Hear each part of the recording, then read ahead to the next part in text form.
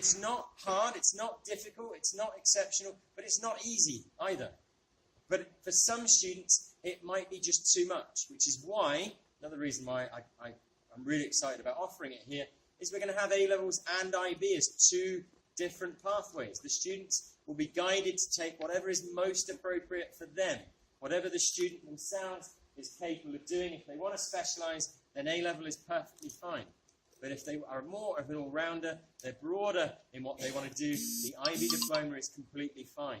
The problem comes, in my mind, I know of schools around the world that might offer A-levels and IB Diploma, and after the IGCSE scores come in, they say, excellent, our top 10% of students, you do the IB Diploma. Everyone else, you do A-levels. The IB themselves have, in the last few years, put a number of schools under warning of removing their status as an IB school because they do that. The IB 100% believes any student in the world going through an IB World School should be given the opportunity of doing the IB. It is not an elite course. It is built for everybody. They offer standard level courses. They offer beginner courses. They offer a lot of courses that are much easier than an individual A-level. But the whole package is demanding. It's tough. And I know when we speak to students, certainly when I've been talking to new applicants here, and the kids themselves say, is it easy here?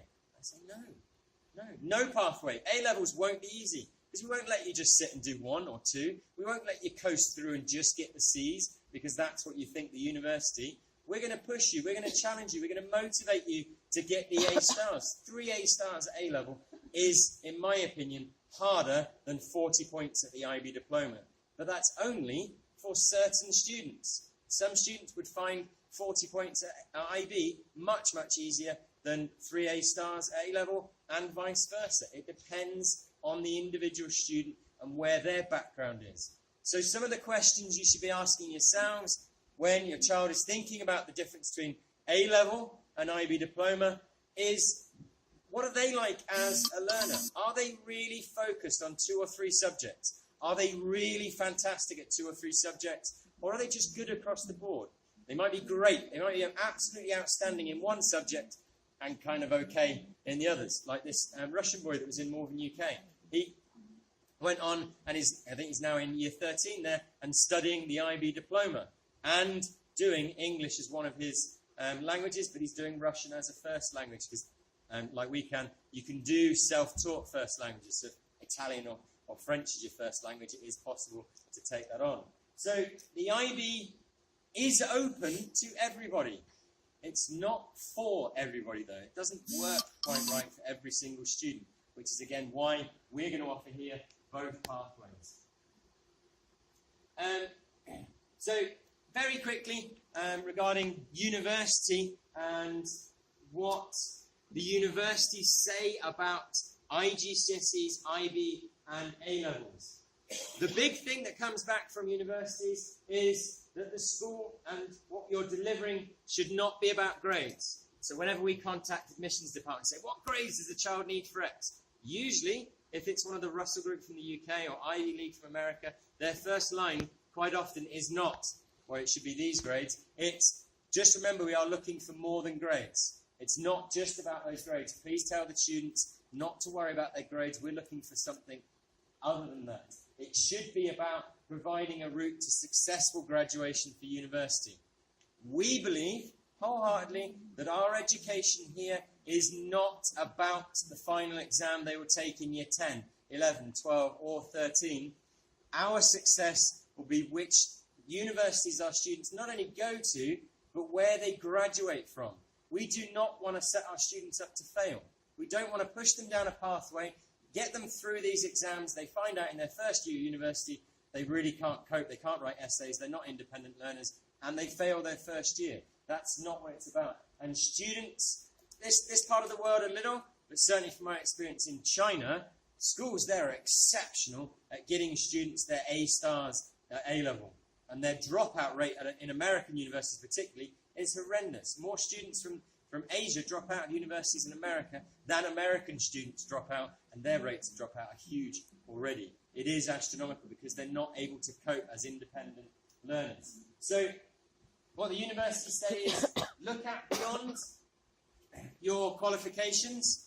And this first one is something that I know surprises our own teachers when I say it. I'm only using, in the next couple of slides, University of Cambridge just as an example. I'm not suggesting any or all of our students are all going to end up there. There's thousands of universities where hopefully they'll be inclined to. But it's just interesting that on their first page about entry requirements is they say there are no GCSE requirements at all. You will not find any course in a university in the UK that stipulates a particular requirement for GCSEs. Things are a bit different here, but in the UK, they don't do that. What they say is they want to look at it in the context of performance. Essentially, a student can get E's at GCSE, but if they've got A stars at A level, great, they're clearly a fantastic learner. We want that student here. If they've gone from down here to here in 2.5 years with you, just imagine where they could be with us in 3 or 4 years' time. They want to look at those elements. They don't base their decision at all on IGCSE grades. They look at it, they look at the pathway the student's been on, but it's not the whole thing. A-levels.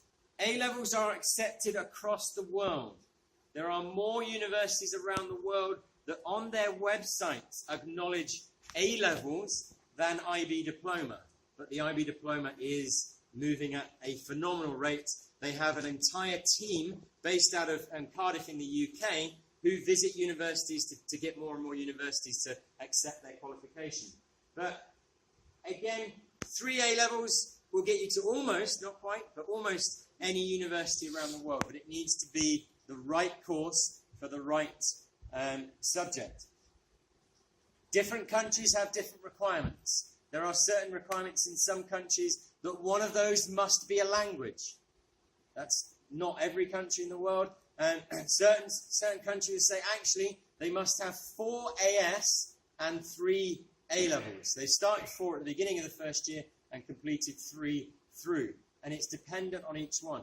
It's impossible to answer the question, which is best, A-levels or the IB for university, because it comes down to so many factors just within A-levels. There are certain combination of A-levels that will really exclude you from going to certain universities.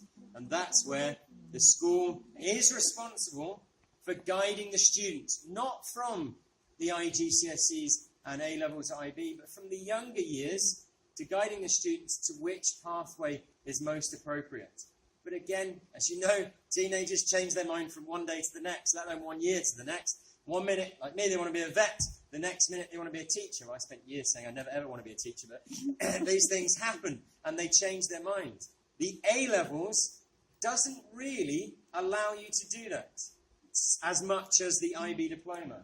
But what the universities say is 3 A-levels is what they're looking for. University of Cambridge say, if you've got a 4th, great, but you're not going to be any better off for most of our courses than someone who's got 3. Because again, if someone's got 3 and they've done some community and they've had a scholarship for this or done that, they might get an offer over a student that's done 4 A-levels, and because they're doing 4, they've had no time for the rest of their life.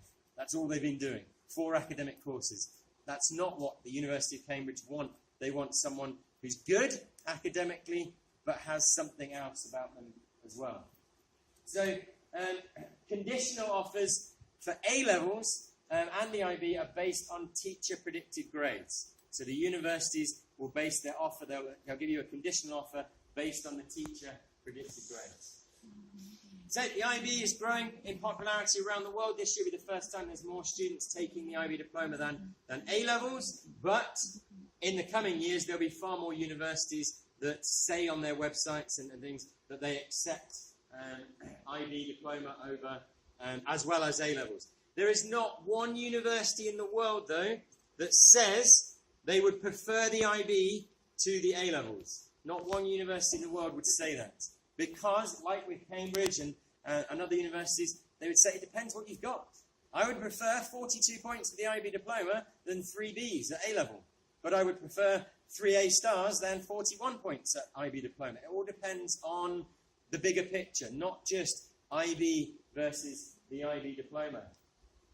University of Cambridge is probably one of the toughest universities at the moment to get into if you do compare A-levels versus IB, because their minimum requirements are usually 40 points. The world average last year was 29.9 points. They are looking at taking the top 5 to 6% of all students around the world. So what they do is they've looked at the IB and they realise from the data the top 5 to 6% are those at 40 points and above. So that's where they put their cutoff. However, I know of a student, one of my past students, that's currently at Oxford, not Cambridge, and got 38 points. But applied, went through the process, and eventually got in via another university to start with anyway, and then have been there. So it's not always set in stone, but one of the things that our university coordinator says to the vast majority of our students, there will never ever be a Malvern student applying to Cambridge University and only Cambridge University. They will apply to 5, 6, 7 different universities, maybe some in Egypt, maybe some in America, and Cambridge, and that's what the target is, that's what the goal is, but maybe it works out somewhere else. And by the way, Cambridge has lots of other things about it that you might not find as appealing as another university in England that's right next door. So there's more to university than the name and the qualification. So the last bit I'll leave on for now is, how do you choose? And what I said to one parent last week, after a little conversation similar to this, and at the end said, how do I choose? And I said, I don't know how you choose, and good luck. Because it's not down to me, it's not down to the child, it's not down to you individually. It has to be a combination of those things. Everyone needs to be involved in the decision. But really, don't take my word for anything I've said. Read around, seek other advice. Go on to the websites of the schools, the universities, see what kind of things that they say about the way in which they do the A-Levels or IB Diploma, what kind of universities their children have gone on to in the future. Not just where they've gone, but where they've graduated from. And really look up and research the curriculum. As I said, IB biology is much easier than A-level biology. Part of it is not just because it's less content, it's actually the content that the IB have chosen, for me, is actually more exciting and more relevant than some of the content in A-level biology. It's like when I went on to university, I was really excited. I was doing biology. At that point, I wanted to go off and work in zoos and do environmental management and things like that. And as soon as I got to university and I realised to do that, I had to do a course where I was going to spend 3 months looking at insects. After about 2 weeks, this really isn't for me. I didn't do particularly well, and I changed course, and I graduated with biology instead, biological sciences instead. I didn't research the curriculum. I looked at the title, thought the university was great, went to the university, but didn't look at the actual curriculum that they had supplied me already. So I think the things to look at how you're going to prepare your child for the choices is allow the school to direct, allow them to advise, but the one word of caution that I have for both ways in that conversation is there should be no dictation. There should be no one saying, this is definitely happening. You have no choice. Every child should have a choice. There should be more than one option. It might be that the school says, your choice is A-Levels because this won't work for you. But wait there, within A-Levels, you could do X, Y, and Z, all these other different options. But it shouldn't be the teachers, or one teacher, or one person saying, this is your only pathway. That's not the way education should be working. You all have a huge element of power in your child's education, because you can quite easily get up and walk off and go to another school. Now, I know that's not what you want to do, because that, as we said, emotionally, the well-being of the child is not in their favour. But that is an element of power. But however, the school also has an element of power, because we have the experience and the knowledge and the insight to what actually can be best for the individual child. Whether that's Malvern or whichever other school your children are at or have previously been at, you really need to take on board the advice of the teachers, the advice of the school, but do your own research. Look for yourself how things are done at other schools, what is on offer at the universities where you think your children will go to, and rely on instinct to a certain extent. If you know categorically your child is not going to enjoy a subject, then speak to the teachers.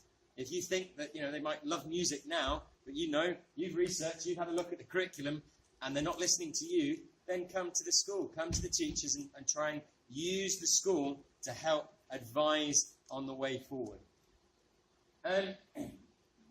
In terms of that last part, in terms of you making choices, the only thing I can, my final piece of advice, is that to take your time. Don't rush into any decisions.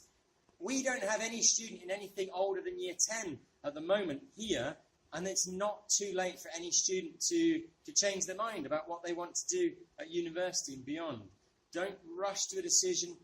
Make sure you're fully informed. Ask as many questions as you can, and go forward with what you think is the best plan of action, but really do take on board the advice of the teachers and the school. And I can tell you, hand on heart, there's not a teacher in the world, I believe, who is working in a school who will make a decision purely to make their own life better. There's no teacher like that here at Malvern. Their only piece of advice will be about the benefit of the child, what they truly think is the best way forward. But one maths teacher does not know the big picture of what is best for the child. They will see it from the maths point of view. What you need is the broader, wider picture for every subject, and you know your children really well. Guarantee you don't know them, you don't know everything about them. They will all have secrets. They'll all have something they're doing in school that they really like and they've never ever told you. But get the advice, speak to as many people as you can, and do your own research. Okay, now I've gone on for a lot longer than it was originally planned. As I said, if you have any individual